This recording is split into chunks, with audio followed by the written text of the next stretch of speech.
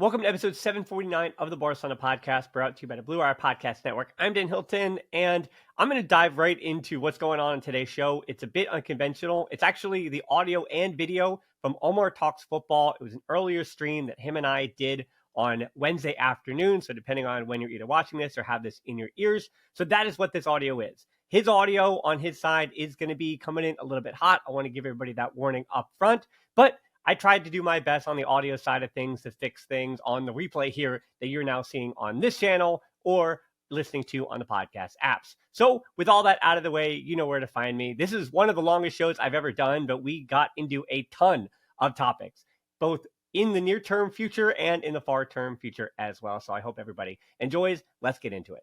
What is going on, everybody? Welcome back to the channel, guys. Welcome back to Omar Talks Football, and welcome, guys, to this special episode of the Barca Talk podcast, guys. We are live, guys, because today, ladies and gentlemen, we have a big guest, guys. This guy is one of the biggest Barca content creators in this space, right? He's been around for a while. I'm sure a lot of you guys already know who he is. He's actually one of the biggest reasons why I actually started doing this YouTube stuff, right? Because he's actually one of my biggest inspirations, and to finally have him on the channel is a huge honor for me. But Dan Hilton, Barca Podcast, appreciate you for being here, man. How you doing? Well, firstly, I'm terrific because of that introduction, so I really appreciate that. And yeah, I've been doing this almost a decade now, so long. Well, yeah, I've been writing for a decade now, and so long enough that I realize that some of the people that have been starting along have been probably with me for a little bit. But that said, I got to compliment you. For those listening, they don't get to enjoy this, but I got to take some interior design tips from you. Your background is absolutely tremendous. Yeah, I guess I've had 10 years of bad lighting. So yeah, I mean, there you go. There we go. We turn the light on. We're doing a little bit better here. But yeah, awesome background, awesome setup, and really cool to see the things that you built. And I'm excited to have this conversation about. Believe it or not, it is the second week of the international break, though. So as excited as I would normally be to talk to you, I think the topics that we're going to get into today aren't just, well, I hope we can make them exciting, but they're just not as exciting as I think, actually seeing matches and enjoying actual football. But at least we get to enjoy the anticipation of coming back to it. Right. And that's true. I mean, I feel like with the international break, right, especially like before, I guess, the last games before the club season, right, before the international break, things were not looking well. The performances were not great, but after we kind of got that win against Vigo, it kind of gave like us a big morale boost, right? And some of us didn't want it to end because we kind of closed the gap even for a little bit to 3 points to Real Madrid, right? And sometimes you don't want to see the international break because you're worried, if some of your players are going to go out for international duty and not come back 100%, right? That's always the big fear for a lot of us who are watching, right? And it's always sometimes it can be a problem. But I will say this though, there's been a lot more positive news, right, during this international break than I would say the last two international breaks. If you look at like last two international breaks, we've had bad news after bad news after bad news, right? I feel like now there's more positivity, right? And the only bad news that I can speak of from this past week is actually today, when one of my favorite academy products in Landufret, he can play right back, center back. He's playing with Barca Athletic, but he's going to be out for 4 months now with a knee injury. And with Xavi Aspar also gone for two months, like a lot of the right back depth from the academy that Hansi Flick might have been able to rely on, just isn't going to be there. And again, Landy Forte, I personally feel bad for the kid because he's just had so many different injuries starting and out his career. So I think by bringing up Landy Forte as the first name I mentioned on your stream, I feel like, I just want to get kind of the negative stuff out of the way early and kind of, as you said, kind of get into the positive there. Because I think that's probably the only real bad injury news, bad news that I saw related to players from this international break. I mean, even Marc Bernal, I got to watch him in that international friendly with Catalonia against Palestine yesterday. And it was awesome to see him for 45 minutes. It was also awesome to watch everybody, raise money for a really good cause. So all of that was really cool to see. So really, I got my negativity out of the way. Let's dive into the positivity. Yeah, absolutely. I mean, listen, you're right. I would say for everything that we kind of been going through this season with all the big injuries in the current squad, right, in the current starting 11, like, right, from the goalkeeper all the way to the main man, right, I feel like it's more positivity than we're used to this season, right? Because here's the thing, right? last season was an absolutely fantastic season, right? As Barca fans, we were absolutely spoiled. We looked like we were going to win everything last season. And obviously, the morale was high coming into this new season, right? But unfortunately, with all the injuries that's been hampering us all over the positions in the team, it's affected, the performances, right? You can see a lot of the players, like key players, have been missing, right? And we've really missed their presence, right? But thankfully, I would say this is the first time this season so far where I feel like Flick is gonna have most of his key players in the squad, right? I mean, let's start from now. Obviously, this is the first thing I want to talk about before we go to the main topics, right? How do you feel with the returns like Raphinha, Joan Garcia, right? And Yamal, obviously, there was a lot of talk on it, but the confirmation has been confirmed now that he will be back in the game against Bilbao. So I'm happy to hear that. But let's talk about those two players specifically, right?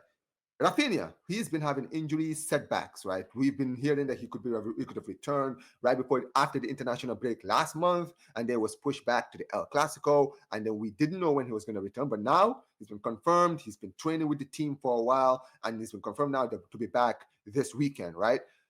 How do you feel about the Raphinha one first, right? Because he was one of our best players, right? He was one of our clutch players. He scored a lot of amazing goals. He had a slow start this season, to be honest, right? Let's be honest, right? Compared to what he did last season. But, it was early in the season. He got an injury, so we don't know if he could have picked it up before the injury, right? But how do you feel having Raphinha back in this team, first of all? Well, yeah, when I do all these tactical breakdowns and things, the questions that I've been asking as these players have been out is if Hansi Flick, and we'll say year number 2, when there's a lot more tape on his system, on his players, and having played that high intensity press that they did last season, and the way that this team really did play such enjoyable, wonderful football with the energy Mm-hmm. and the lack of injuries they had last season. And now in year 2 of this, the question that I'm really asking is, did the system have its issues in the last 2 months? Because, and even at the start of the season, players coming in and out and not really having a full healthy team, and particularly the essential pieces that allow him to play this system. And that's a question I also ask a lot of times too, where Hansi Flick, as far as plug and play, to get the best out of his system, he does need a presser like Raphinha. He does need a creator like Lamine Yamal healthy. He does need Pedri and De Jong together to dictate. Mm-hmm. He does need a ball-playing center back, or if anything, 2 ball-playing center backs, which is why Eric Garcia kind of has become the number 1, as Pau Barcia has also not really been completely fit for form.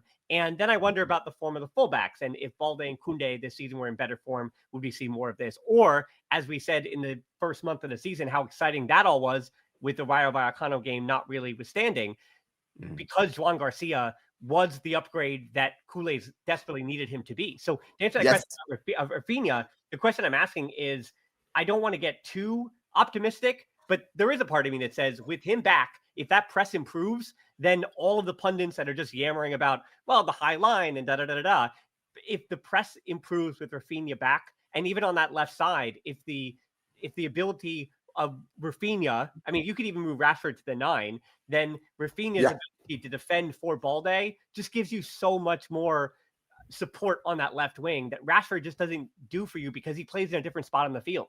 Rashford is so much more comfortable in setting up with ball to feet in that center channel or the half space instead of Raphinha, who wants to get that ball over the top. And Rashford, even when he's providing width, then he's expecting the underlapping run from Balde. So that means that your left side is so far upfield, as opposed to Raphinha, who, even if he is caught up in that space, again, Rashford is going to get caught up making that near post run. Raphinha is going to get caught up, but he's going to be caught up a little bit farther back, because if he's going to make that run to the half space, that's going to be a long ball, and Balde has not progressed into that second or third phase of the field yet. So you still have that coverage from Balde to defend in behind. So there are those things that I know, again, in the permutations of the game, that the things can change very quickly on counterattacks and things like that. And again, the way Rayo Vallecano and other teams are setting up their 9 in a way offside position and then trying to beat the offside trap that way. I do, to answer your first question, Raphinha, part of me says, let's be overtly optimistic, and hopefully some of the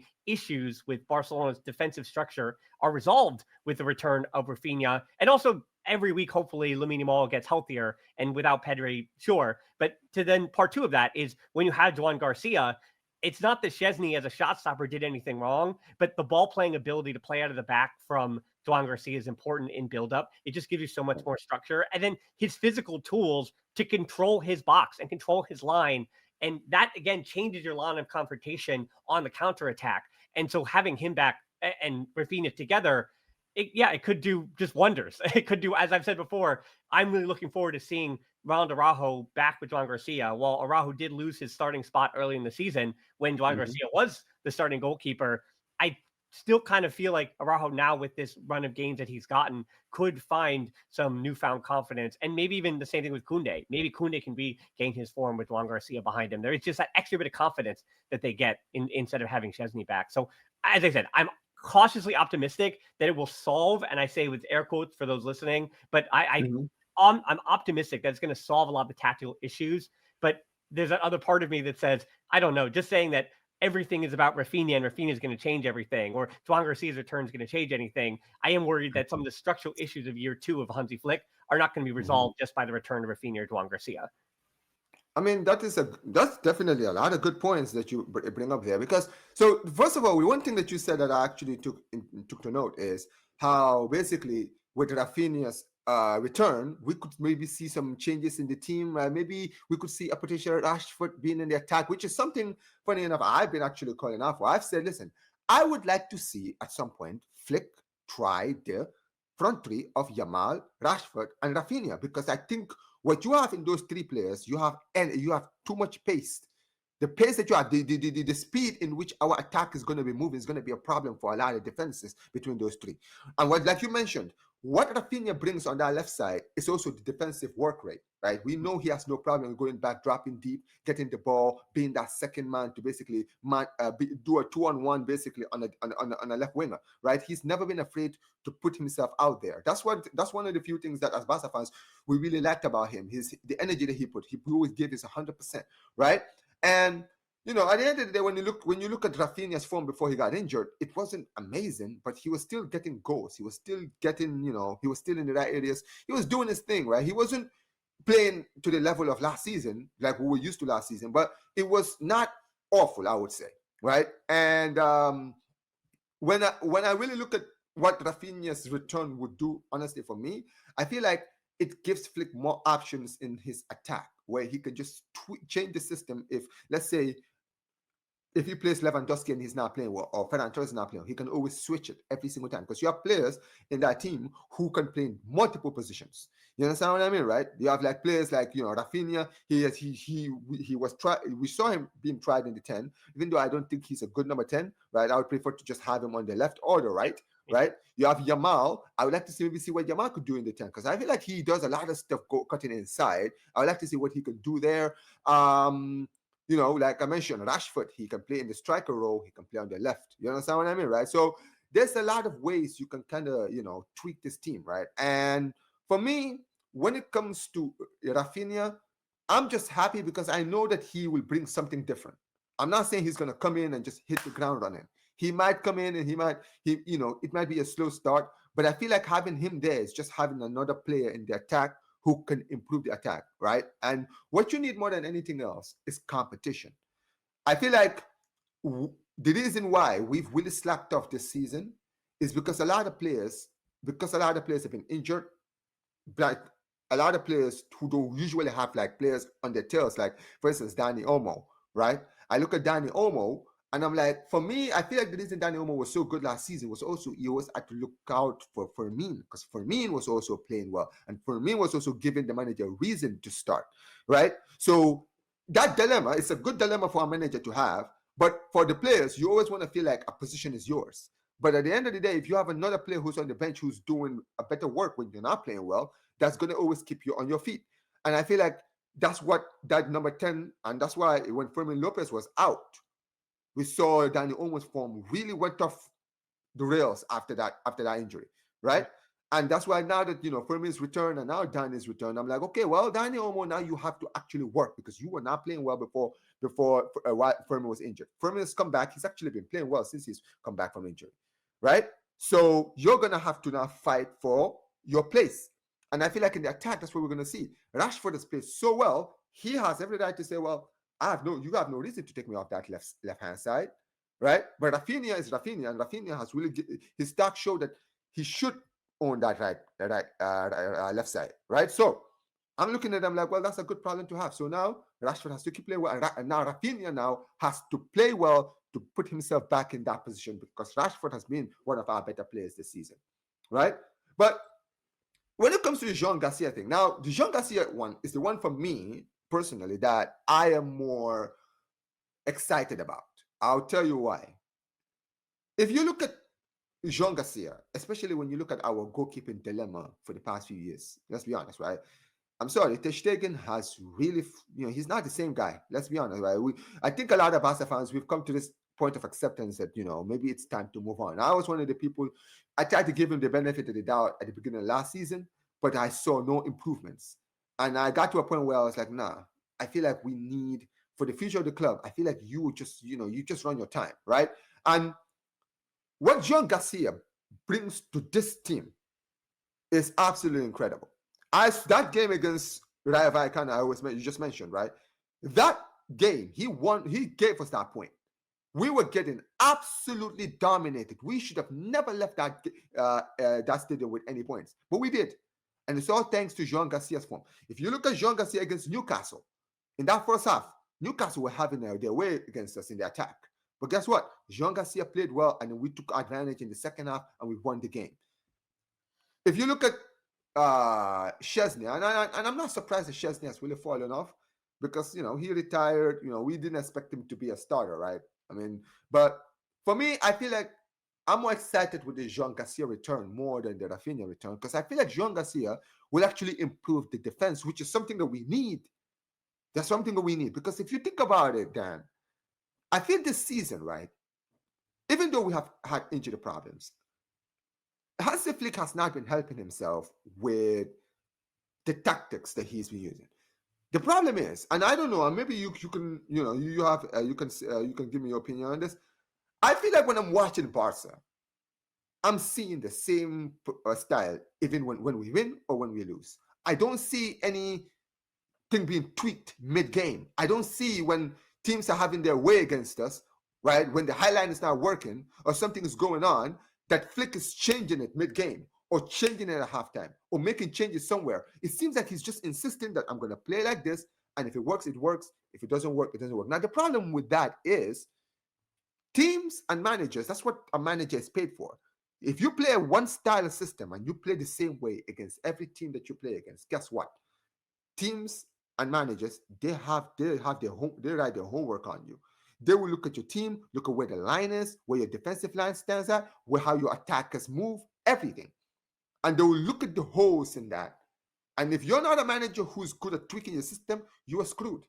And this is something funny enough, Dan, I was complaining about last season when we were winning. I was being called negative when I said, I'm always watching Barca. I'm watching Barca and I'm seeing us play the same way against everyone. And it's working now. But what happens when teams start figuring out how to play against this system? And that's what's happened this season. The Sevilla game, even in games where we won, like the Sociedad game, the Girona game, look at the way they were just easily bypassing our defense. They knew where our defensive line was, and they always made sure they never strayed offside. The first time this season I saw Flick really change something in this team was in that game against Celta Vigo. Because in that first half, we were 3-2 up. But look at that first goal. Same old thing. They went past the high line. Guess what? They scored. That was the first time throughout the season when I actually saw Flick's second half, the team change. I saw the defensive line drop. I saw the intensity much higher. Clearly, Flick did something. He clearly learned from that first half, which is something he hasn't done this season. But what do you think about what I'm saying about when it comes to Flick? Do you think that is one negative thing that you would say about him? Because I'm going to be real, it's a huge negative for me. Well, yeah, I mean, I would say that the Celta de Vigo, I think very positively, they changed it to 4-3-3, dropping in Frankie de Jong to man mark and kind of control the back line that way, then trust that he's going to be able to build up with the ball. I don't know if you're going to see that against Athletic Club because Frankie de Jong and Pedri are both unavailable for that one. But you actually just put it on the screen here, and I'll say it for those listening. Quinton says that feels like since with De Jong and Pedri in that midfield, there's been a lot of conceding because they have to cover too much ground. And one of the reasons why I'm so excited about Marc Bernal next season, potentially to regain some of his form. And I think that is kind of one of the issues that we talk about, that Barcelona desperately need Ronald Araujo, who through the middle can make up that space. And then Joan Garcia, who is just sensational in 1v1 situations against counterattacks, shot stopping. So it's, again, one of those things when it comes to, is it the personnel we're talking about? And would the proper personnel in these proper positions kind of negate? Because even the way that Vincent Kompany is working his Bayern Munich team, I mean, they're not necessarily doing anything tactically that is surprising or crazy. They're pressing well. The gegenpress is terrific. Harry Kane is dropping in, which has been a little bit different than usually their number 9s or farther forward. But again, there's something novel happening, but they're just getting the most out of the players on their field in that system that they're running, which again, is not so much different than Barcelona. And I think sometimes for me, I also kind of get stuck in the sauce. I don't mean to be so counterintuitive, but I think I get stuck in the sauce of, well, if you move this guy here and the X's and O's of the game. But I think the performances of players and players just kind of stepping up to the idea, because I do push back a little bit on the Hansi Flick idea. One of the credits I always gave Xavi is that Xavi, from the opening whistle, and I said this on my show last week, from the opening whistle, Xavi had done his homework, and Xavi would actually do his tweaks pre-game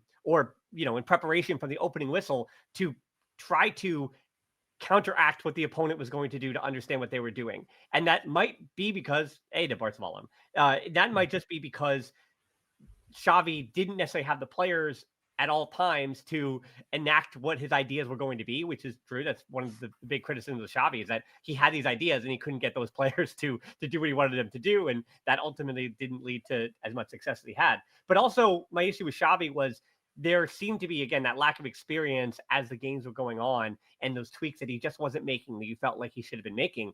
Hansi Flick, I actually think, for as dogmatic as we feel like he is with his system, I think he does actually make tweaks as games go on. That's why we've seen Lamine Yamal as the 10, and why I would keep him starting as the right wing for as long as you can, because that does pull the entire defense to his side of the field. That's why Raphinha was able to get the goals and assists the last 2 years that he had, because he has acres of space. Same with Lewandowski. Like, Lewandowski can breathe when Lamine Yamal is not on the field. When Lamine Yamal is not fit or not on the field, you see Lewandowski just looking slow, just looking old, because he's contending with both center backs, and there's no shift in that defensive line. So I would say, for most of the game, you start him on the right side. But to your point, if you need Lamine Yamal in the middle of the field, the things he can do there, if you're down a goal or you're looking to get that game winner, absolutely. Like, it's awesome to see him in the middle of the field, and it unlocks something against a tired defense that isn't necessarily as exhausted as they are from minute one. So again, I actually do push back a little bit on the idea that Flick doesn't change things, because yes, against Celta de Vigo he changed things, and then against Newcastle as well we saw some changes.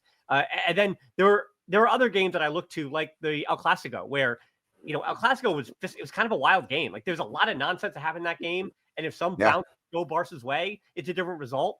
And not to make this a big meta, whatever, to compare this for 15 years or whatever I've been covering the club for.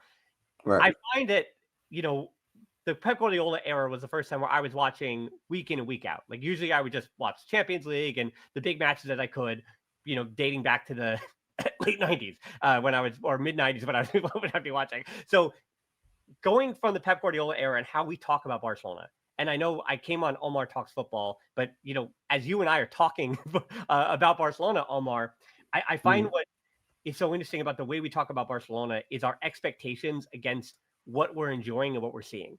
And right. And I think, having covered this club the way that I have for as long as I have, those years that when Barcelona won the treble in 2015 under Luis Enrique, looking back on that, I think we've now, and especially as younger fans get more and more involved in social media, whatever, and they weren't really alive and weren't having those conversations day in and day out.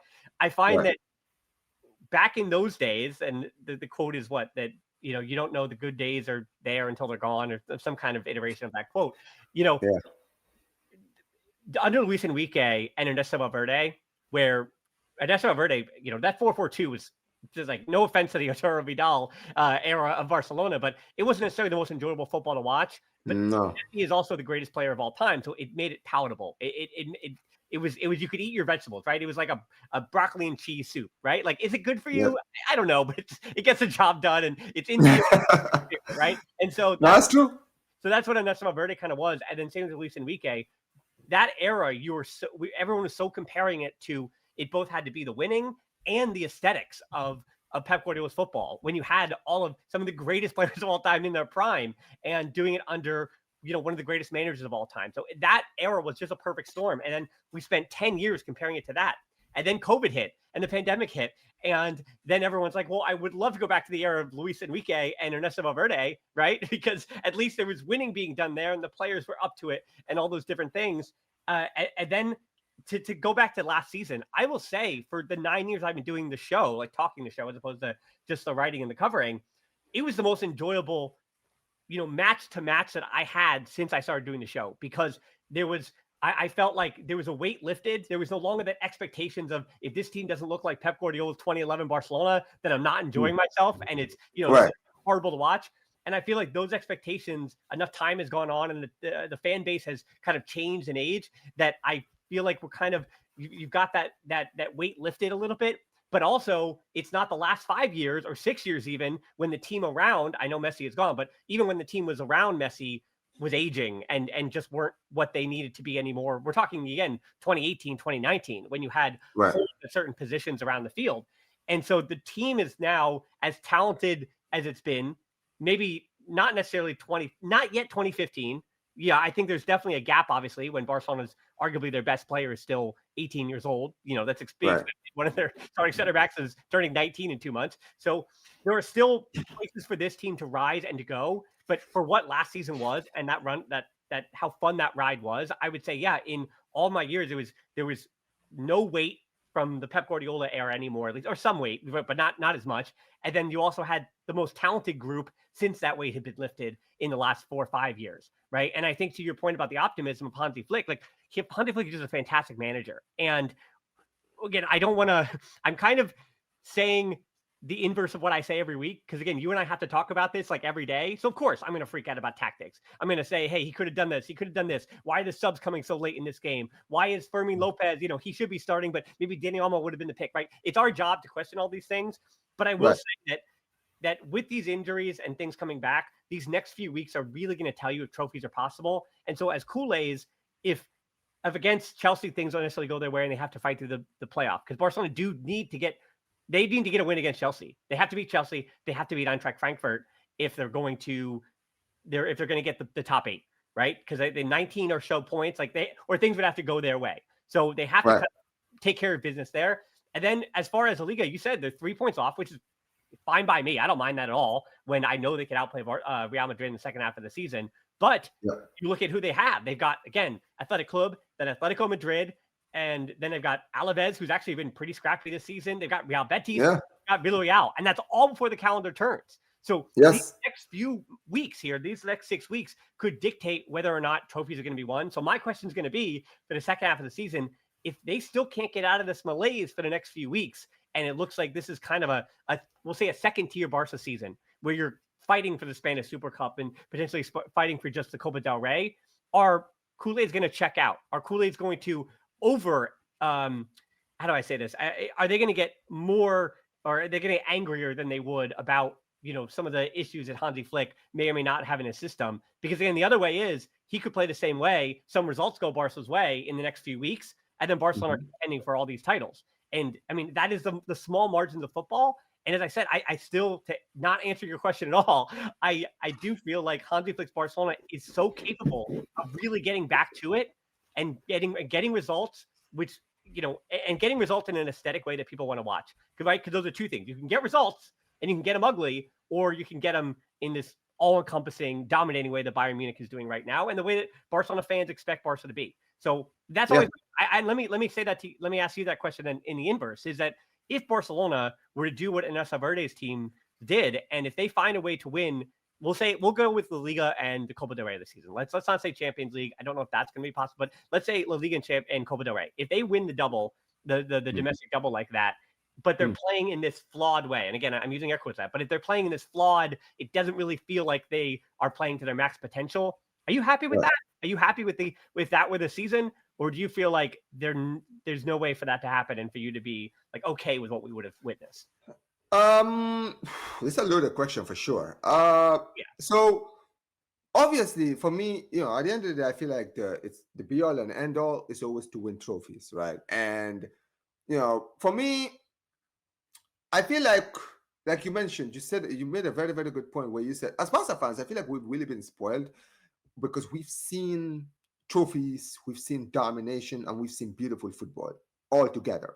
So we've kind of been spoiled when it comes to that. And we've always been used to, being given, like this beautiful football, tiki taka, beautiful flows and stuff, and still win trophies, win Champions Leagues, dominating Europe, right? So we're looking at it and thinking, well, why ask for one if we can have both? You understand what I mean, right? Now, for me, at this point, and this is true, and this is a true fact, right? For me, I feel like when you look at what Barca have been through the past few years, right? I've got to a point now where I've had to accept that, sometimes you're not going to get everything that you want. You understand what I mean, right? So you have to take one or the other. Now, for me, when it comes down to it, I want to win. I am a winner first. I want to see Barca win trophies. If beautiful football doesn't get me trophies, I don't want beautiful football. With all due respect, right? And I listen. I am a football fanatic. I want to see them when it was beautiful. That's the reason why I became a Barca fan and I support the Premier League. It's because I can't watch Premier League games. They're very boring. You understand what I mean, right? La Liga games, I can go and watch Betis versus Sevilla, and I can be thoroughly entertained, right? Because teams come to play football. You understand what I mean, right? Yeah, I mean, come to play football. Well, okay, to a point, to a degree, I think I could find to a degree. They don't play Barca football. Don't get it twisted, but it's still more entertaining than other leagues. That's what I'm trying to basically say now, right? And for me, right, I will say this, right? I've gotten to a point now where I'm like, listen, for me as a Barca fan, I want to see trophies is what I want. Because at the end of the day, Real Madrid don't always play beautiful football. In fact, Real Madrid barely play beautiful football all the time. They basically play win by any means necessary style of football. That's why they win so many trophies, even when they don't look aesthetic to watch, right? Because it's always about winning.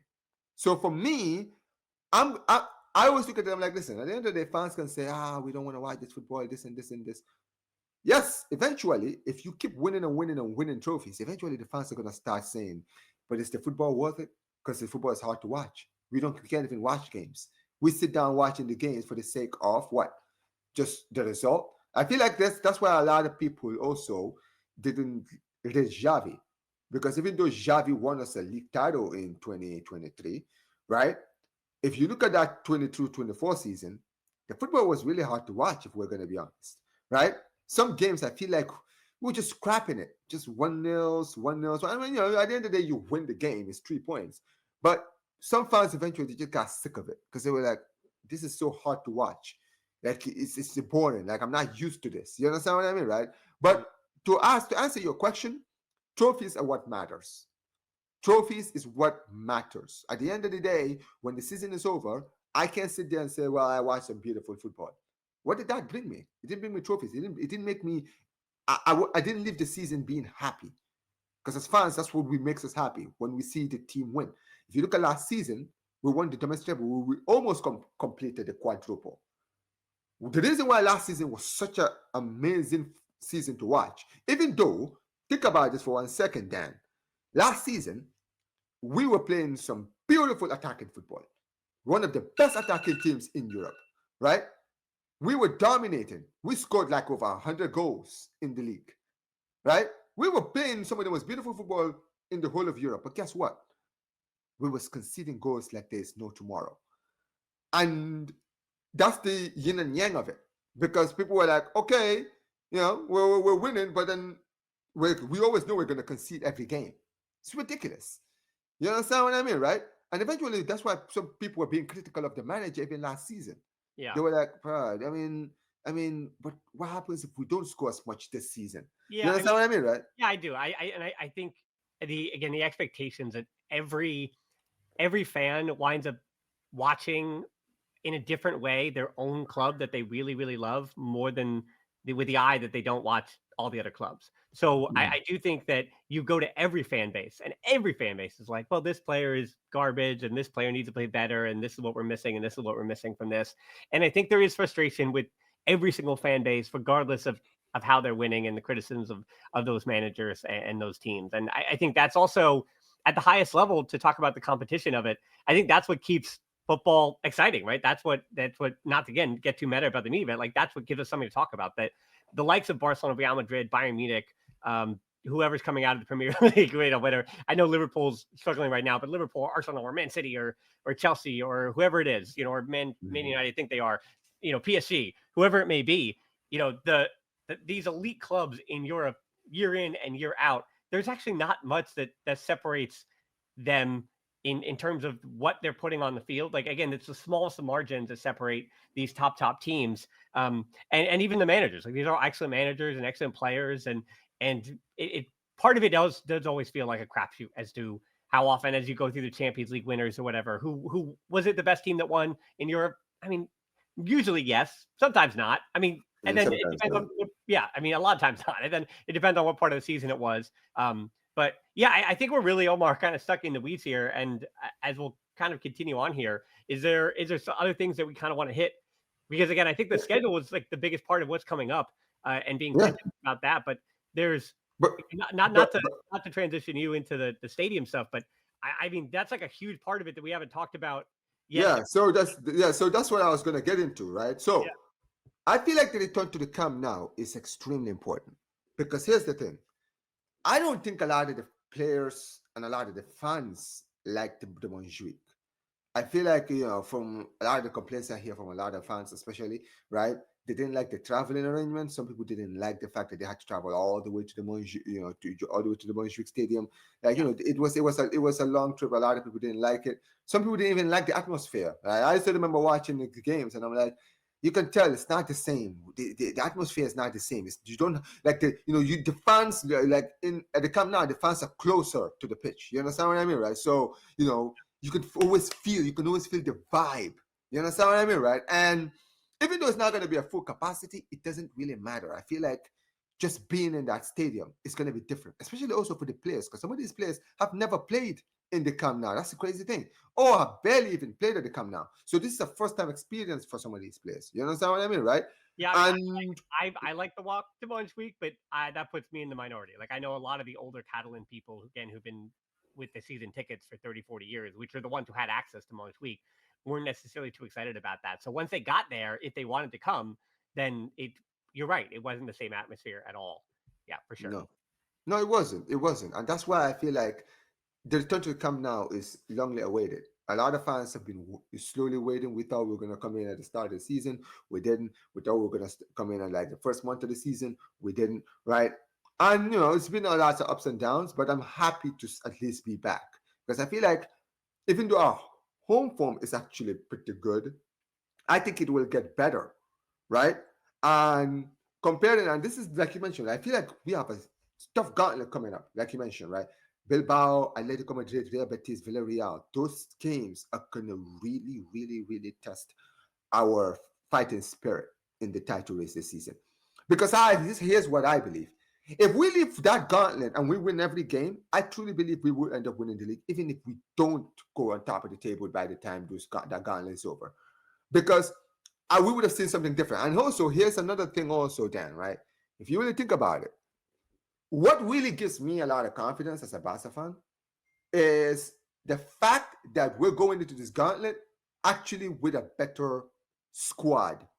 We are not we can't use the injury excuse of, well, we have players missing here and missing there and this and this. At the end of the day, we don't want to keep going at that. You understand what I mean, right? So having some of our players returning, key players returning, because Pedri is also going to be returning soon, right? With his recovery moving as fast as it is, right? So having basically our forfeit squad during this gauntlet is crucial. And having to be back in the stadium is also going to be crucial, because I feel like it will give us an advantage in the home games, right? So yeah, that's what I think. What do you think? Well, I had a stat for you. In the next 2 months now, until January the 4th, so against Espanyol, Barcelona in the Liga are facing 3rd, 4th, 5th, 6th, 7th, and 10th, plus 16th. So they have one match against a team that is in the bottom half of the Liga, and the rest of it, again, that is the gauntlet. That is what you have to survive. And if they can, my math isn't the best, but if they can pick up I'd say 16 points of that 18 points, with the way that Real Madrid is also dropping points, I think they're in a really, really, really good spot. That's why I say 16 out of 18. So let's say you get a draw against one of Athletic Club, Atletico Madrid, or Real Betis or Villarreal, right? So like you have to beat 3 of those 4 and then wind up getting a draw against the other one. And then if you get 16 of 18, I think you're in a pretty good spot if you get through that gauntlet. And then again, that's not to discredit again Alaves, who've been really scrappy, and Espanyol. Espanyol is one where they're playing better against everyone else, and I think Barcelona's going to smack them around a little bit. So I'm not too worried about Espanyol. If you got any Espanyol fans in here, sorry to them. And yeah, you want to talk about the atmosphere? I don't think they're gonna appreciate that atmosphere. Is that one? I'm not sure if that one's at home or away. Especially considering that's Joan Garcia's first return. Whew. Oh, that stadium is gonna, because listen, but Atletico Madrid, when it comes to Espanyol, they're not exactly in a good place with Barca. If you think about the last 3 occasions we played them, we've relegated them, right? Beat them to relegate them. We beat them to win the league twice. So to say that they have a chip on their shoulder when they play Barcelona next time would be a huge understatement. And they had a very good start to the season, to be fair, right? They were looking like, they were trying to challenge for Europe. And I feel like they still are under their manager. But yeah, I feel like, I do feel like we have a good record against them. And I do believe that we will beat them, right? And also, when you think about it, we're playing Atletico Madrid as well. We have a good record, to be fair, at the Wanda, right? So, yeah, I'm looking at the game. It's the first game at the Wanda? No, that's at home. Athletic Club and Atletico Madrid, Eintracht Frankfurt, and Osasuna. So are all. It's Chelsea, Real Betis, and Villarreal on the road. So the Atletico game being at home is actually amazing for me. I'm happy about that because, like I mentioned, being in the stadium.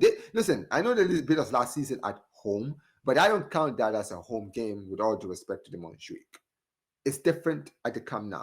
The last time Atletico Madrid beat Barcelona at the Camp Nou was in 2007. They don't have a good record in our stadium at all. Yeah, the best they've done is get draws at the Camp Nou, right? We usually beat them a lot, right? So for me, I look at this game, and also when I look at Atletico Madrid this season, they don't look like the same. It's not the Simeone team that we know of, right?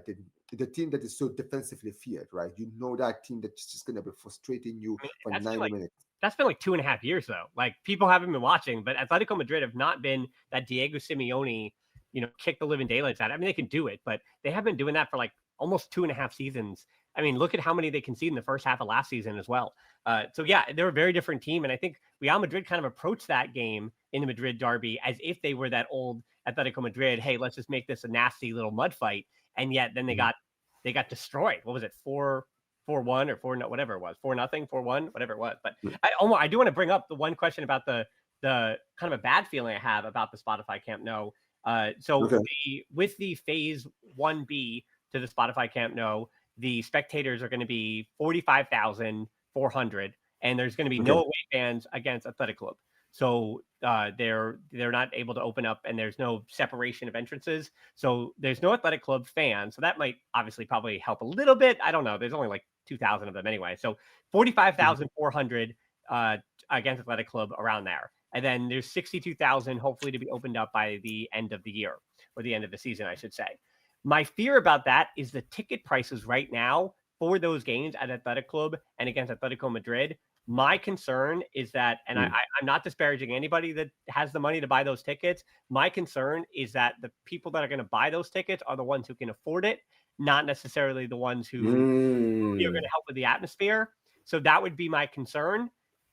That said, to your point, as you said, Lamine Yamal played just one game, his debut in the Camp Nou, and a ton of those players that you said, almost half the team has not played in the Camp Nou. So I on the other part of that, I think the fans are also going to kind of be prepared for this occasion, for this, and not even this occasion, but for all these occasions. Like the club right now is afraid that Eintracht Frankfurt fans are going to travel and meme the way that they did a few seasons ago. But I also think that even if the club weren't going to shut that down, I think the fans really did kind of learn their lesson here. And by getting back to the Camp Nou, I think they're going to make sure that doesn't happen again. So as I said, I'm tentative in saying, well, I've got a few concerns, but I also think that, the larger voice says that the fans will come out with larger voice and be excited about it. And I also have to to go that against the backdrop that very much like you, right? Most of our enjoyment of Barcelona is watching from here. And I do kind of forget that, in that stadium, it is a different thing for the players, and that home field advantage does truly matter quite a bit. So I want to make sure that I'm kind of keeping the pulse on just the boost of energy that the Camp Nou could provide. No, 100%, 100%. Gersh is asking, do you rate Gerard Martin? I think it depends on what your standard is. Do I rate him as a player that can compete with Alejandro Balde? No. I think Barcelona, I've been saying this for a while, need to certainly bring in another left back that may not be at Balde's level, because for those who complain about Balde, I understand the criticism, but I will also tell you that he has to cover a lot of space, and B, their left backs are not a position in world football with a ton of top talent. So I would say, name for me 5 or 6 or 7 better left backs in world football than Alejandro Balde. And I don't say that as a compliment to Balde. I say that is you're going to have a hard time naming 5 or 6 better, because left back is just not a position that is very deep. And people are like, well, Nuno Mendes. And I go, okay, we'll keep going, and then we'll see where we can get to. So to compete with Balde is really tough, because it's really hard to find one. And then even to bring somebody in, that's just not a position on the field when you're looking at striker and center back. And it's not a position that Barcelona has been prioritizing or quit prioritizing. So what I think is that with the financial limitations on the salary limits of late, I know you got to wake up your audience, Omar. I know people are asleep, but of those salary limit issues, the player that Gerard Martin has been more than fine. And if anything, he's actually improved this season than he was last year. He delivers a good ball. He's defensively sound. Okay. But he does limit your ceiling. His floor, actually way higher than I thought it would be when I watched him with Barca Athletic when he came over from Cornellà B. I did not think that guy was going to be sniffing the first team. He wasn't a player that I would really profile when I was talking about the B team. But hey, Hansi Flick saw something that we didn't see. I trust the manager. And so he's been serviceable. But the minute that Barcelona, and I'm so excited when we talk about transfers, I have to plug this, Omar. I've got a huge piece coming out this week about young players Barcelona should finally put back on their radar, which is not something they've been able to afford to do in quite some time. So potentially over the summertime, being back in the Camp Nou, I mean, revenue and gate revenue is so essential to Barcelona. When you're owned by your members, Real Madrid, Barcelona, like they go into a huge amount of debt because of stadiums. And when you read English-speaking audiences and you read, you don't need to say the publications, but when you read English-speaking content, they surmise everything. Like those Goldman Sachs loans, they put everything down towards, well, Barcelona, not Real Madrid, but Barcelona can't pay their debt, and Spanish teams can't pay their debt. But because they don't have billionaire owners. That's what they don't have. They don't have billionaire owners, and so much of their revenue is so essential. So much of their revenue, it has to come from gate revenue. It's like 35 or 45% of their total revenue. So not having that over the last few seasons, coupled with the debt from the pandemic that Barcelona were unable to pay back on those schedules, and then the interest rates were so high, like that just continues to lead to issues, and you can't afford players. And of course, then the levers came, which they had to do, because as we talked about then, Joan Laporta he took a risk. He said, if we don't win and we don't sell jerseys, and we don't, not that matters too much, but if we don't have a buzz, if we don't have people coming to the stadium, if we wind up going into that, that debt cycle that AC Milan and other clubs have went into, we're not going to recover from this. So he took a risk, and it kind of paid off. And by it paid off, I mean, it kicked the can down the road that Barcelona is still paying for. So instead of being fine by the end of 2023 or 2024, Barcelona is still struggling with it now. But that said, by getting back into the Camp Nou and being able to look out and excite people with different players that might be able to come in and that stuff, that's going to excite people. But in the case of Gerard Martin, how do I rate him? I rate him as a player that was absolutely fine for the need the club needed him to be fine and a backup to Balde, and he was. So he was fine. That dude started in a Champions League final. There's a lot of players that, was he the best? I don't know. Defensively, he was not. Or it's a semifinal, I should say. But he still delivered 2 assists in the game. Defensively, he was fine. He's maybe not Champions League semifinal level, but as I said, do you know how many footballers would love to be the level of what I think he is, which is Real Betis or Villarreal? Like he is good enough to start as a left back. As I just said with Balde, name me now in the Liga, name me 16 or 14 or whatever better left backs than Gerard Martin. You're not going to find it. Like he might be a 7 or 8, right? Like La Liga left back. So I mean, and that's he's a Betis level of like which is a compliment. Like there are exactly.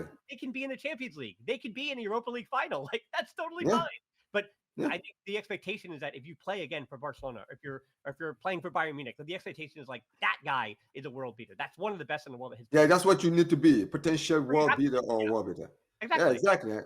And that's I think that's why. Yeah, I feel like people, they do give Gerard Martin a lot of like.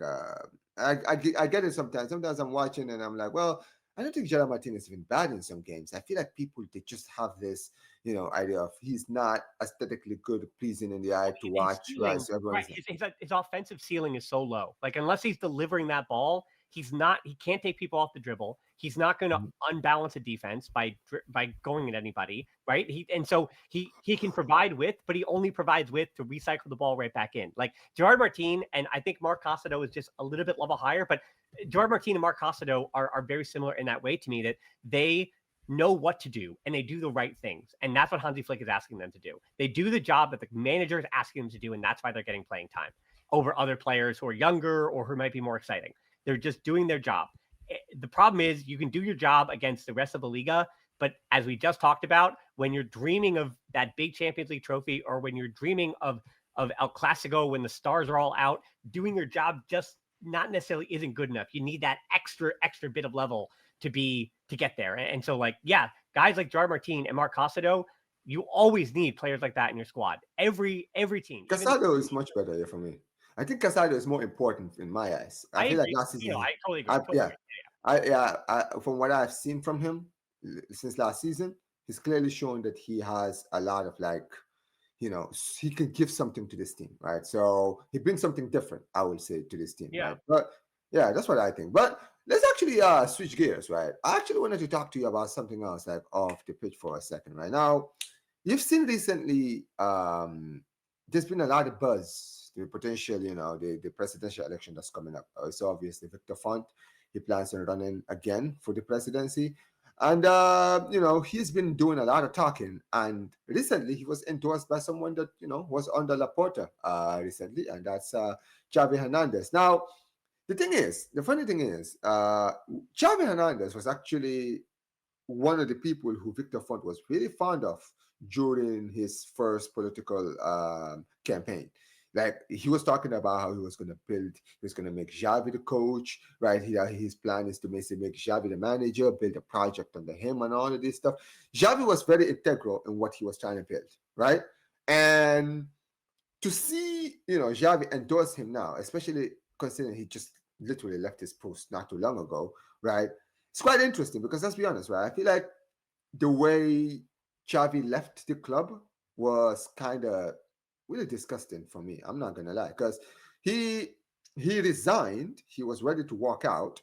The club convinced him to stay, only to get rid of him, which was really unnecessary. It was very pointless in the end, and why they would tell him to stay. You understand what I mean, right? Even if they could put it as well, they were talking to Flick, and then Flick accepted, and this and this and this. It doesn't really matter. You understand what I mean, right? I feel like you gotta take your time with certain things, right? If a manager says he wants to leave, you gotta go look at your options first before then changing your mind last minute, because that's what they did to him, and it was not really good enough, right? And I feel like maybe a part of Xavi still holds on to that, and that's why he's rooting for I guess endorsing Victor Font.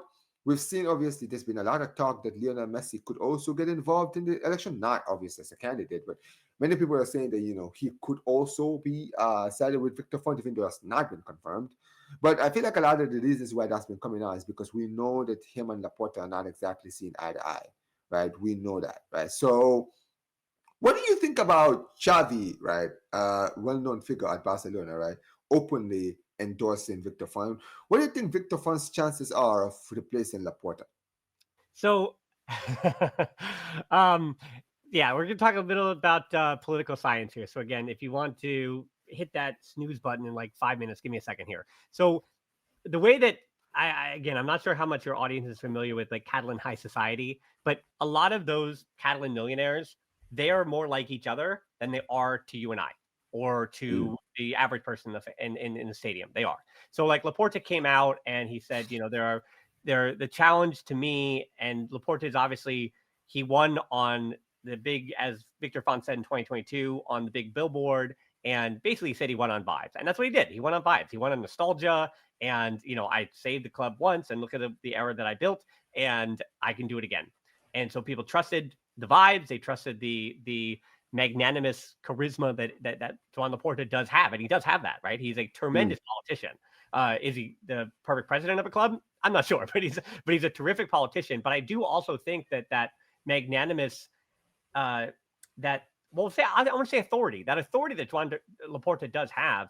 I think he does walk into meetings with Goldman Sachs and says, hey, we're FC Barcelona, and I am a representation of that. I really do think he goes to bed at night and he goes, I'm the president of FC Barcelona, and I'm going to make sure this club is the biggest thing in the world, and I'm going to keep it with our members. And so to Joan Laporta's credit, he has, he flirted with the Super League, which, I'm not here to argue about the efficacy of that. And I think I do also always side-eye people that are super critical of member-owned clubs like Real Madrid and Barcelona looking to try to find additional broadcast streaming money when the Premier League is completely destroying competitive balance. So don't talk to me about competitive balance when it comes to like finances of broadcast rights. So we're not, again, that's a dig for a different time. But in the case of Joan Laporta, you can already see how this is with Victor Font and Joan Laporta 2.0. You see exactly where this is going. This is going to go in the same direction where Joan Laporta is going to double down and say, hey, I did not sell this club to other companies. I did not run this as a business. I ran this with my heart. I ran this as the president of FC Barcelona. And we look what we did at the Camp Nou. Look at this shiny thing that I did. And we brought some players in and we took care of business, So even though Joan Laporta, and we can see like the number of times that the CFO has changed out or this director is gone, or like there's a lot of movement in the inner circle workings of the club. But that's also because a lot of them, again, in politics, they're pulled away for, they don't make that much money on the board of FC Barcelona. And being a board member of FC Barcelona, you actually have to put your own money up front as opposed to getting these other merchandising or consulting deals on the side. So a lot of these board members will go to Saudi Arabia or Qatar, and they will make an absolute fortune, right? Generational money. A lot of those men and women are already millionaires anyway, or very much again entranced in high society, high finance in Catalonia. But then again, they'll go to the Middle East and they'll make, again, just so much more, 10 times X. So the way that Victor Font is going to try to approach his candidacy again is that, hey, I am going to try to bring some 21st century, not even 21st century, but, some 2020s or 2030 sensibility. And we have to, in this modern era, continue to adapt or we're going to be in trouble. So Victor Font is going to have to be very careful to make sure that he continues to try to say, I am not going to change the club that you love. Because I think as frustrated as some people might have got with the decisions of Joan Laporta, going all the way down to Deco being a sporting director and how much people trust in Deco and some of the decisions made and the money he's made with Brazilian commissions and the like over these last 2 or 3 seasons, Laporta picked his people, and whether you love them or not, that's what it is. And so Victor Font is going to have to toe this line of saying, hey, look, I've got Xavi on my side again.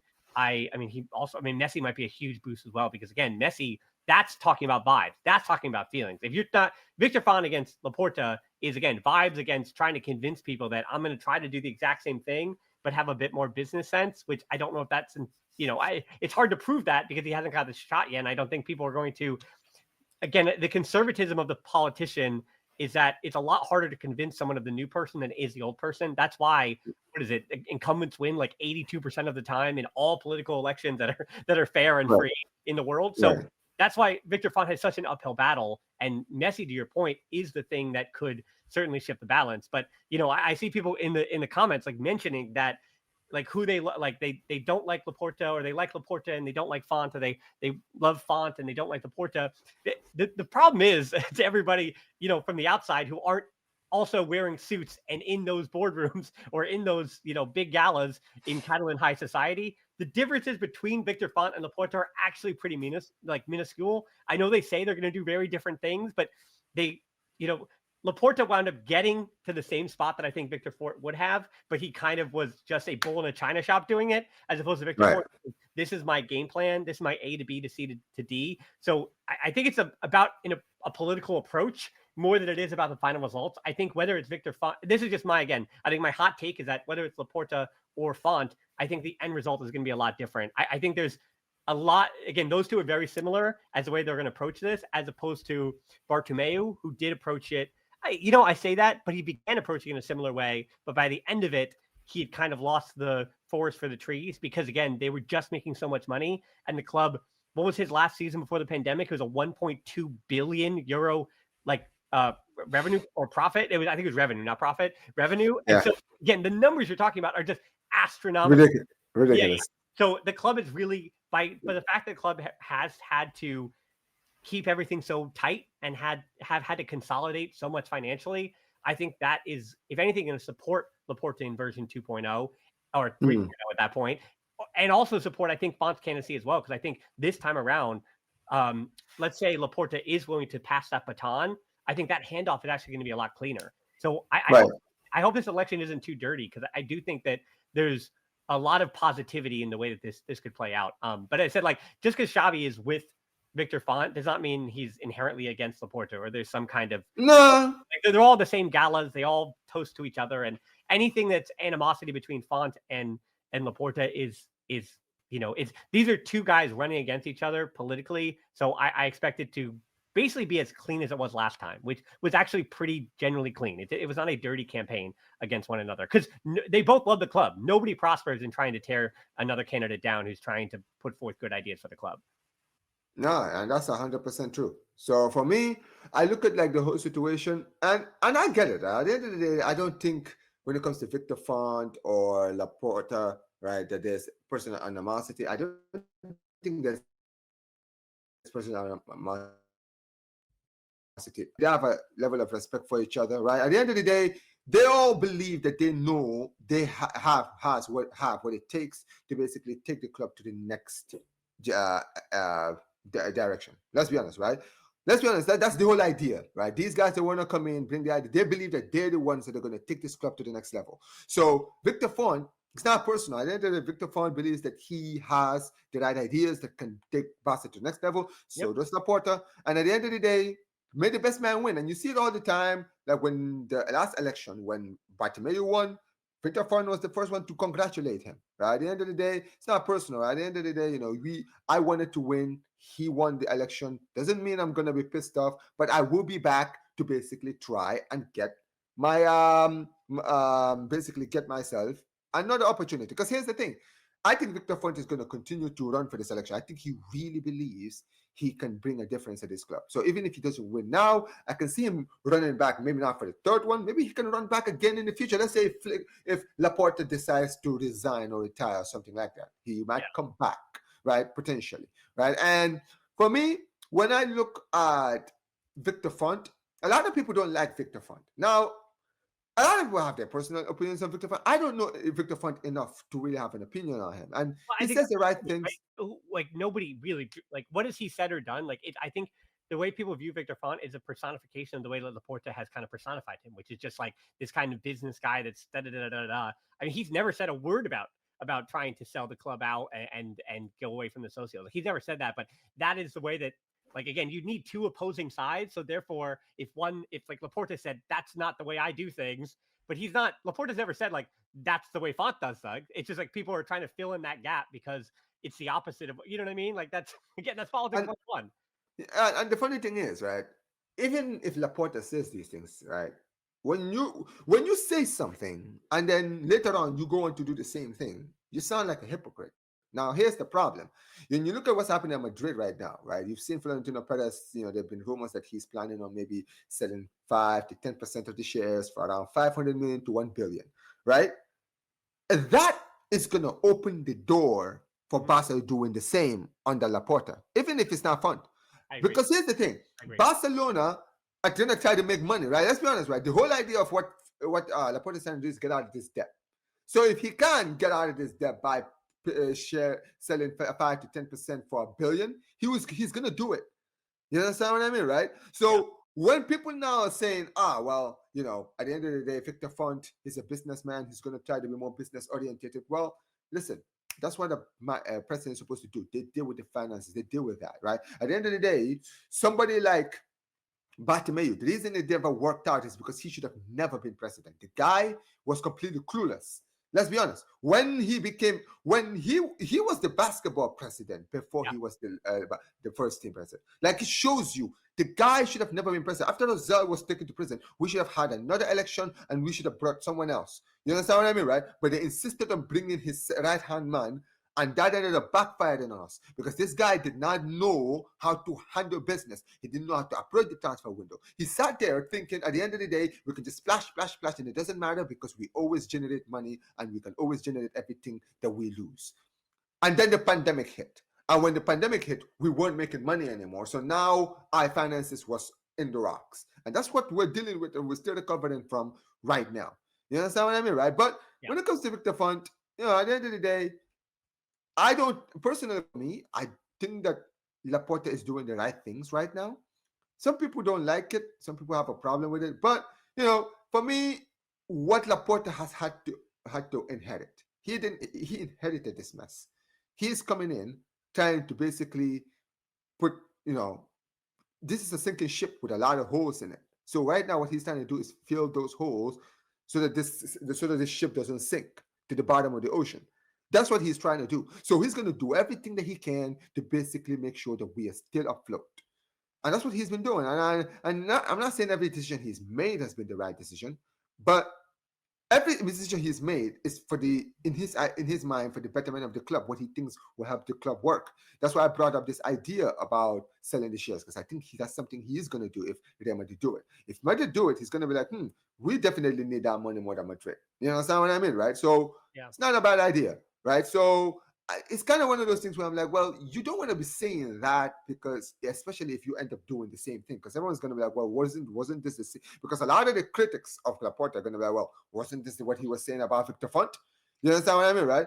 I do think, but I think that's the difference, though. I think like Victor Font is going to have to be held accountable for everything he does. Well, I think Laporta is so much better about kind of putting his hands on his ears and going, wait, what did I say? La, la, la, la, la. That was in the past. I don't remember what you're talking about. And I think Laporta is a lot better, as I said, about kind of, he's got, I read a lot about like Teddy Roosevelt, and he's a big, like, he's got that Teddy Roosevelt, like, that bull moose to him where he just powers right through it. Yeah. And he goes, I mean, what are you going to do? Like, and then, I mean, if there ever is enough response, a lot of the time too, like Bartomeu was only reelected that final time because of the treble. Like that's why that he was elected. Yeah. Like, that winning right place, right time.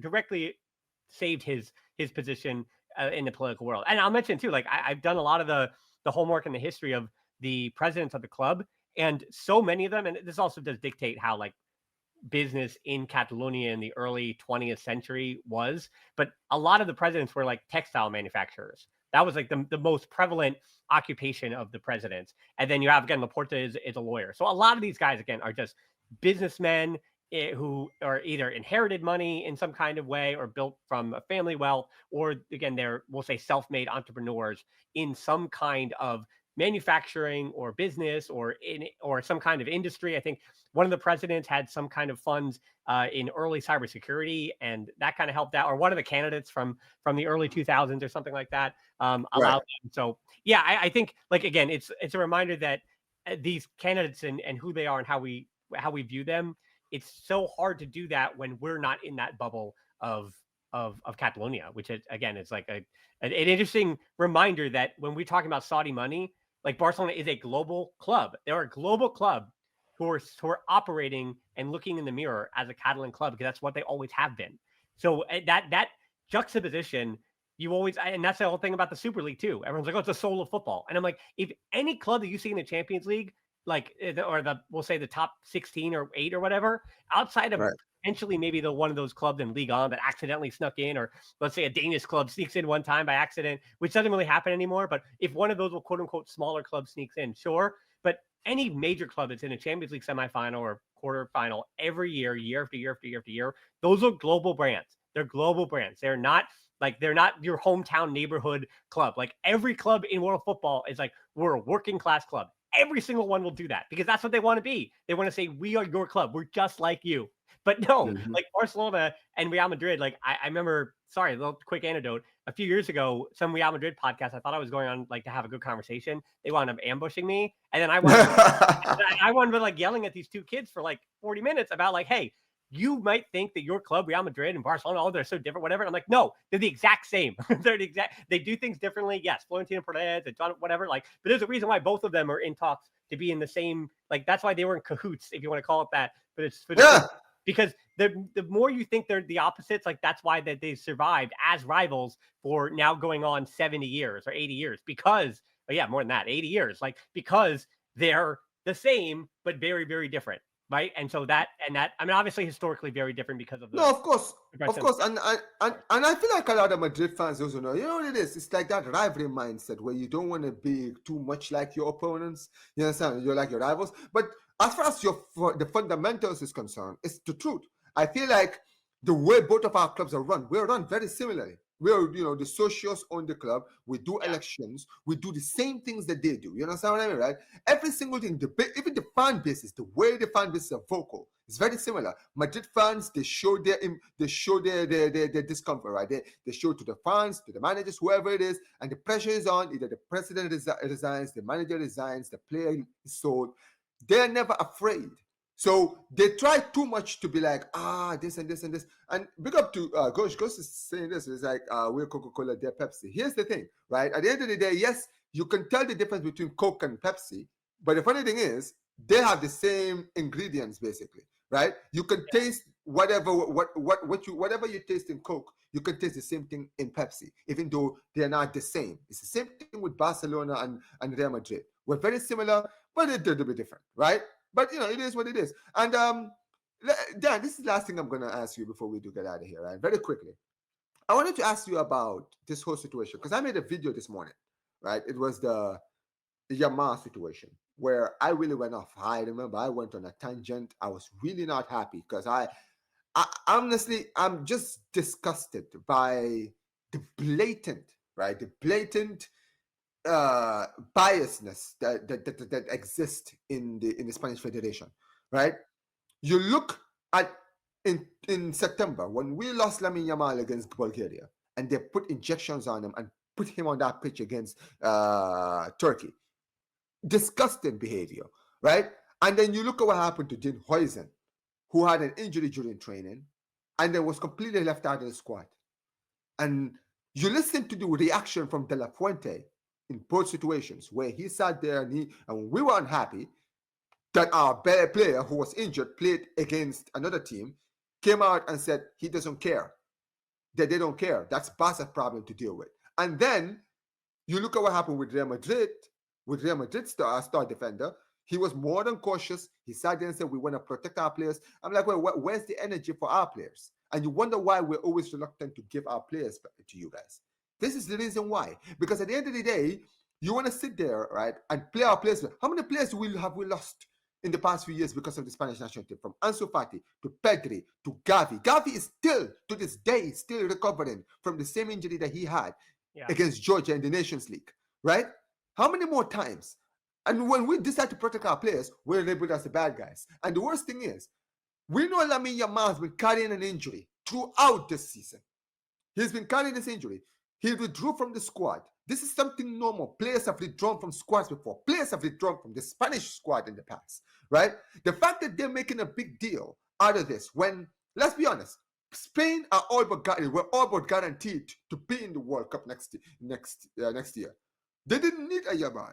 And they clearly didn't, because they still played well. I know they drew their last game against Turkey yesterday, but they were in a better place. They didn't need Yamal in that game, but they just wanted something to complain about. And it's such a disgusting mindset. You understand what I mean, right? Yeah.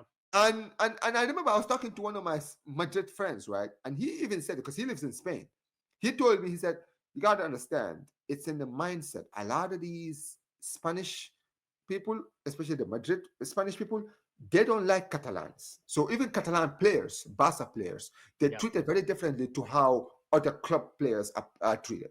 And that's why a lot of like we know Piqué. Piqué was one of those players who, he played for the national team, but you could tell he wasn't always interested, right, in games. You could see like sometimes he was just there because he needed to be. And that's why in 2018, he just packed it in. He was like, yes, I'm done. I've won everything I needed to win. I'm good. You understand what I mean, right? But what do you think about this whole Yamal situation? Because it's truly disgusting. Yeah. Well, okay. I do want to start. I just want to put a pin on our previous conversation even by saying that as we'll talk about the soul of the club, and that'll come up in the presidential election, and that debate is going to happen. And I would say, very cynically, in the 21st century, the motto of Mescagoon Club: how far in the 21st century are Kool-Aids comfortable with deviating? Like, what is your definition of Mescagoon Club, and how far away from that definition that you have of Mescagoon Club are you willing to go? And I think when you talk about like your identity as a Barcelona fan and the identity of the club and how you want to be proud of this club, you just have to ask, okay, what does Mescagoon Club mean to me, and how far off that? Because I saw somebody mention about UNICEF and stuff. So yeah, how far away from that? Because again, those kind of differences, the Mescagoon Club, those are the differences between Barcelona and Real Madrid to this day. And now I think there's a reason why. Yes, I know. Oddly, for those watching, I'm wearing white, but this is based on the alternate the other day with the shout out Pena NYC. But to the Lamine Yamal point, yeah. So I just want to put a pin on that about the Mescagoon Club. But to the point about Lamine Yamal, which again kind of transitions to it. It's just like the way that Barcelona is spoken about in Spain, the way that Real Madrid is spoken about in Spain is very different. And so not to say that I tune it out or not to say that I don't care, but my only question is how or if that is affecting Lamine Yamal. If it's not affecting him and that kid, I don't care. Like if there is no A to B where he's getting all this hate and it's affecting him on the field, whatever. Like that is to the point. Like what I've liked about Joan Laporta is that he really is this kind of neon sign. Like it's like in I remember the American show The Office, where it's like you put a big neon sign up and it might be ugly or hideous over the bar, and you're like, well, everyone's looking at that, and everyone's not looking that I didn't dust over here. You know what I mean? Or like it's this big distraction, and Laporta's so good at that. He's like, hey, everybody, look at me. Regardless of what I say, look at me, and tries to take some of that pressure off the players. And so I think that if he can do that as a president, great. So yeah, if it's not affecting Lamine Yamal and not affecting his camp, then I don't really care too much about that. Now, unfortunately, I think with his love life being very public, I think that's really tough. And I think he's now, as a still 18-year-old kid, he's navigating new parts of his career and life, and that's kind of happening in the public eye, which can be really tough. But I will also say that entorno is built to protect these kids in that way, regardless of whether or not whatever girlfriend or whoever is joining them up in the stands, they're still very much protected in that little bubble in that world. So how much he reads it or cares about what Marca or Diario As or whatever it is, like regardless of whatever he's watching or seeing on social media, as long as he can tune that out and has that ability, which so far in his career, he's shown us that he can. He's shown us that it doesn't matter where he was or what he was doing. Like this injury is an injury. Like this groin injury is an injury. Like that's what happens, right? And then you try to improve from it. But everything off the field has not affected him on the field. And again, I will say for younger generations, go back in the past. Again, just Google Kubala off field or Google Romario off field. Google Ronaldinho off the field. Like just look at what these other players were doing years ago. Like you can't do that in professional football when players are playing every 3 days for 11 and a half months of the year. Like these guys are more inside the sport than we have ever seen from these athletes. So unless Lamine Yamal comes out and says, hey, the way I'm being spoken about, and again, Gerard Piqué was very vocal with it. But I also think Gerard Piqué he's out there though. Like he cares what people think. He's on streams and he's talking and he's yammering. And we just don't, Lamine Yamal might be too young for that, maybe someday, but like he just doesn't seem like as much as he seems like a big personality who does the photo shoots or whatever, like he doesn't project that he doesn't need to constantly be doing interviews. He did the one interview with he did. I know he did with Ibai, and I know, but like even I listened to that interview. Like it was an 18-year-old kid having a little bit of fun. Like it was not this. Yeah, I agree with that. Yeah, it was like this like crazy thing. Like the kid just did an interview with this huge streamer because he's an 18-year-old kid. Like get over yourself. But we all know why that is though. Because here's the thing with Madrid. Madrid fans and the Madrid as a football establishment, they are a sensitive club. They really are, right? When I saw the reaction, I said, listen, yeah, people can have their problems with it, but here's the thing. What really made me, like what makes El Clasico, Real Madrid versus Barcelona, so entertaining, what makes it so pleasing in the eye, why fans like us, right, we enjoy El Clasico, why even non-Barca and Madrid fans are watching El Clasico, it's because it's personal. I know it goes beyond football, right? Outside of football and all of that. But on the pitch, it's also a lot of it, right? We've seen this in the past. During the Mourinho Pep era, these guys spend so much time dissing each other all the time. And a lot of us, as fans, we ate it up. We loved the fact that, okay, you're saying this, okay, I want to hear what my manager has to say, right? We will see when we play on the pitch.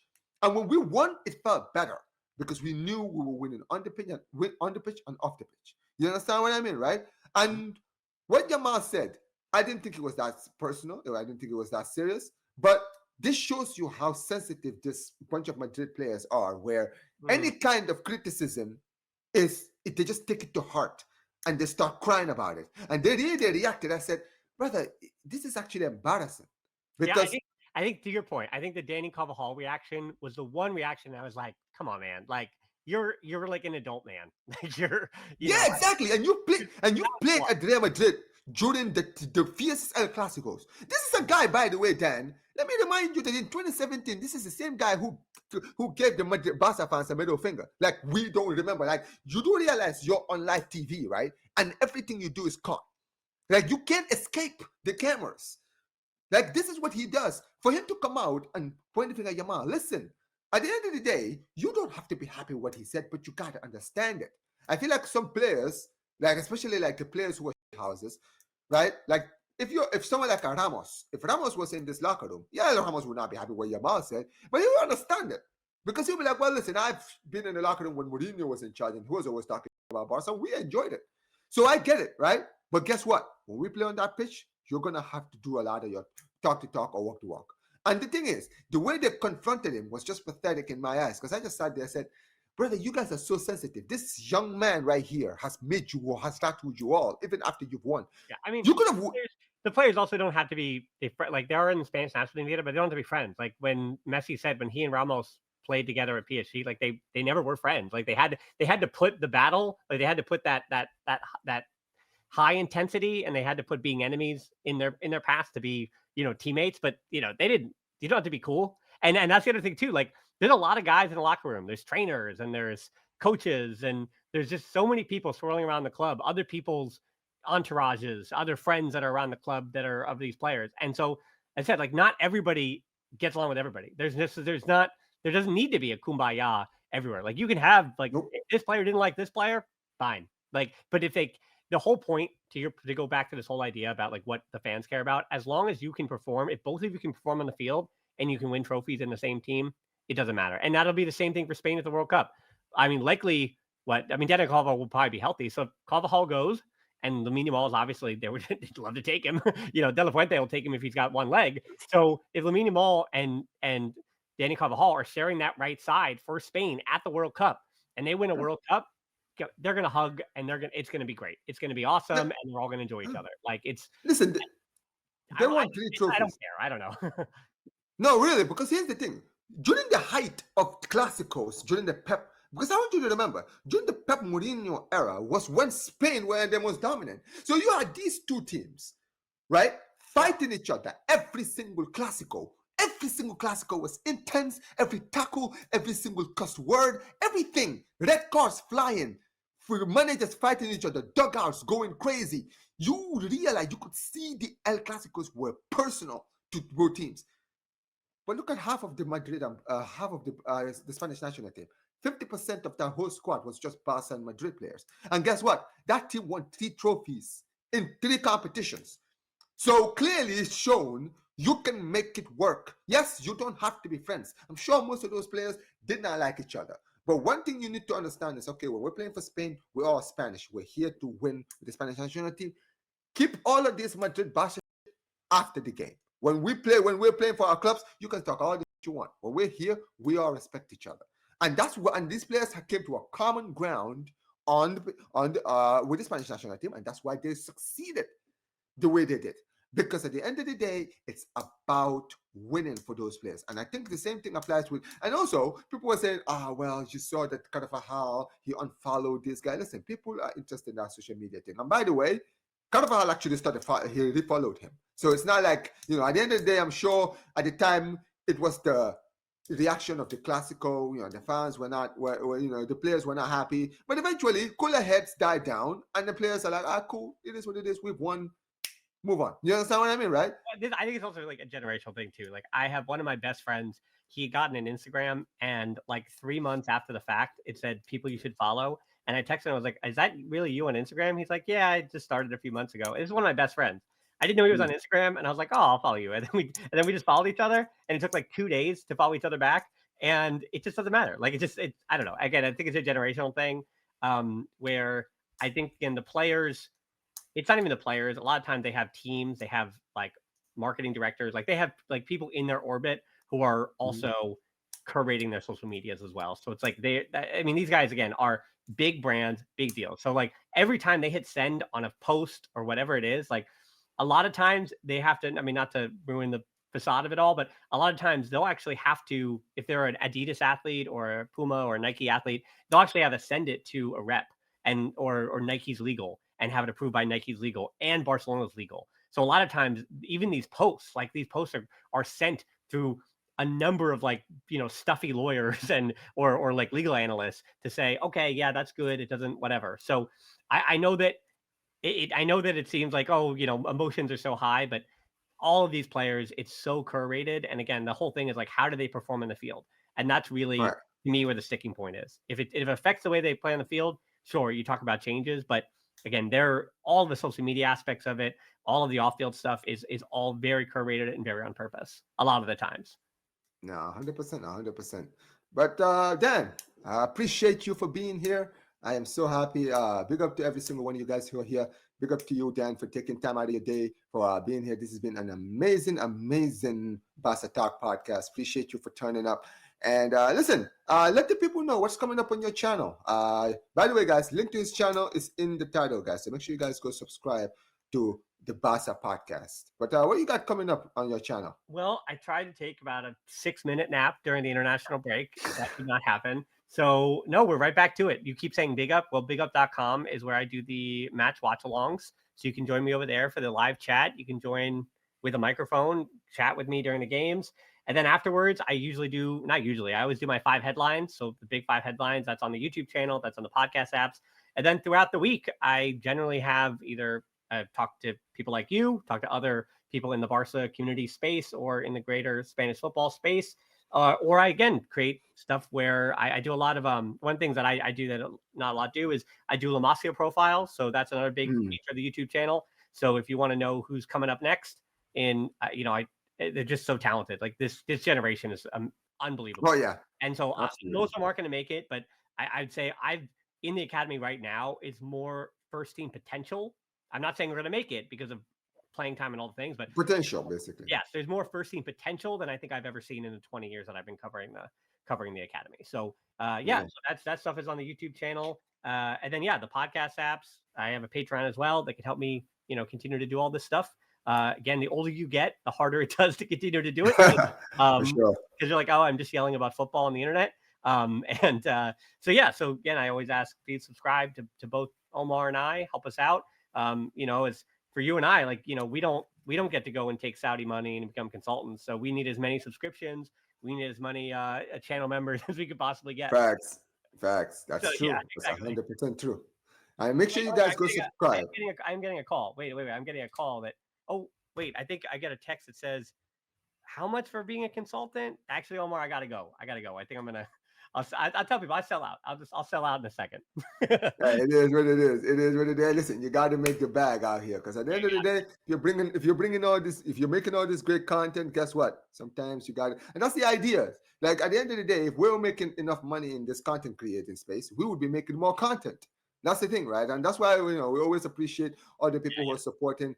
Make sure you guys pick up to every single one of you guys. Keep supporting the channel, guys. Make sure you guys also go subscribe to Basa Podcast, guys. As you guys just heard, he creates a lot of different stuff. So if you guys want to listen to especially that La Masia report, guys, go and check out his channel because a lot of these players, right, that just come out of the academy, he's probably been calling a lot of these guys out way before you guys have even seen it. So if you guys want to know who the next big thing is, go and check out man like Danny's channel, the Basa Podcast. But appreciate every single one of you guys who've been watching, guys. This stream, guys, is going to redirect you guys straight to the coolest culture show, guys, with the guys. I'm sure they're already backstage waiting for me, guys. But appreciate every single one of you. Smash the like button, subscribe to the channel, turn on notifications, and y'all know what to do, guys. Visca el Barça, Visca el Catalonia, and peace, you guys. Take care.